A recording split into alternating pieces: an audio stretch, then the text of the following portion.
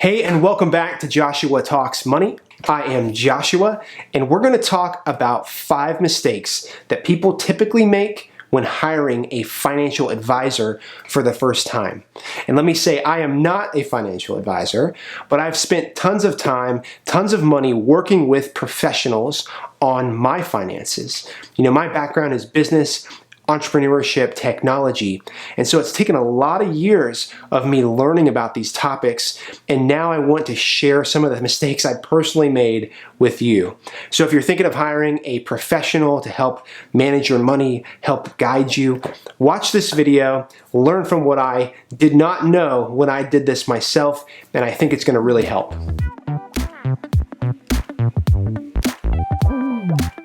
All right, so mistake number 1. When people go to hire a financial advisor, they don't necessarily think through the goals that they're trying to achieve. And hear me out on this. This sounds like kind of an easy, oh, yeah, they don't have goals. I got it. No, listen to what I'm saying.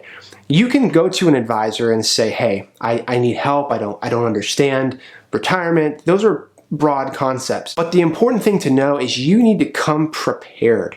If you don't have a plan of what you're hoping to achieve when you work with a professional, it's not going to go well for either of you. Here's some practical goals. Hey, I'm going to be buying a new home soon.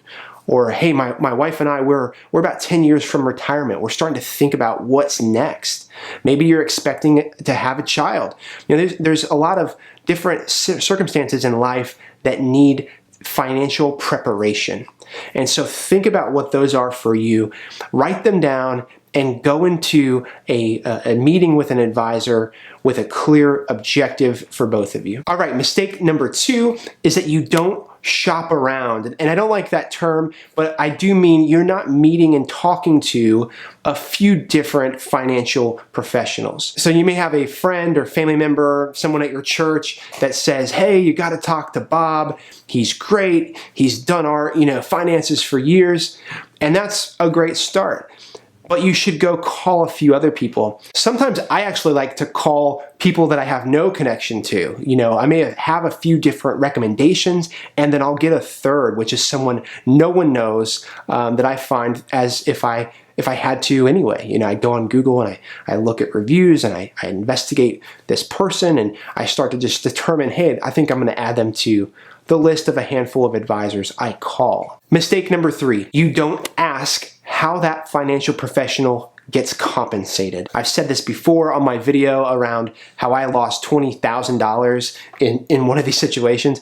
It was because I didn't really understand how that person was making their money. Not all of these financial professionals are the same. They don't offer the same services. They don't have the same education.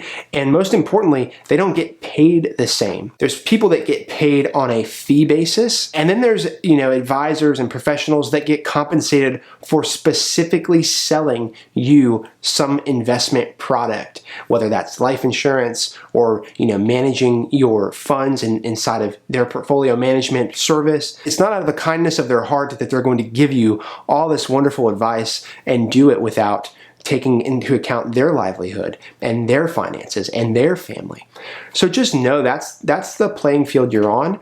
And if you come into it with that, you're going to feel a lot better navigating some of those conversations. And this kind of goes back to mistake number 1, where if you're not prepared and you don't have your own goals laid out, you may go into one of these meetings with one of these professionals, and to them, you have to think about it. To them, you're a potential client, you're a potential source of revenue, you are a potential referral partner to get your family members to refer them, and so you don't want to waste someone's time or engage with them if you don't have your ducks in a row and if they're not going to be able to provide the services you need. All right, so that ties into mistake number 4, which is that you don't have a good fit with the company or firm that you're engaging with. And what I mean by that is I know some really great advisors, and they really target families of about 10 million plus. And that's a lot of money, and that's not everybody out there. So someone that has no concept of their 401k strategy, they have no understanding of some basic fundamental principles, well, that's not a good fit for that firm. And depending on the company or person or firm, they may say, okay, well, they're not a target for our typical business, but maybe we can sell them on this insurance, or maybe we can sell them on this other thing. That's not what you want to do. You obviously want someone who is in the business for your type of financial situation. And that it looks very different. So ask these advisors, who are your typical clients? They may say, hey, they're families looking to really consider retirement. They may say, we work with business owners of mid-sized companies. They may say, hey, we work with very wealthy, high net worth families. And so just ask. And when it comes to your personal finance and your financial future, don't make that mistake. And mistake number 5 is people don't want to invest the money when they find someone who's actually really helpful. If you find a financial advisor who's honest, who's qualified, who's a good fit, you've laid out some goals, you should not be hesitant to pay them what they're worth. And that can vary based on fees and all that. We're not going to go into cost in this video. But what I'm saying is, if you find someone who's going to professionally guide you, that person should help you be protected against taxes and risk. And depending on what your picture looks like, they're going to be a partner, honestly, a partner in your life. I have an accountant who's incredible, and I pay her thousands and thousands of dollars. Every invoice is, a pretty significant amount of money, and I gladly pay it because our work together made me far more, sometimes 10x more. That's a great investment. I don't view that as a painful invoice. So if you find someone like my accountant, if you find an advisor who you trust, who's great, who's going to help educate you, they're a teacher, that's someone that you need to talk about their fees and their comp structure and be okay paying the money for that. And this isn't on the list, but tip number 6, mistake number 6, don't do business with someone you don't feel comfortable with. If you get vibes I'm being sold, I'm not clear on what they're explaining to me, this feels like there's pressure, then walk away. I wish I had done that.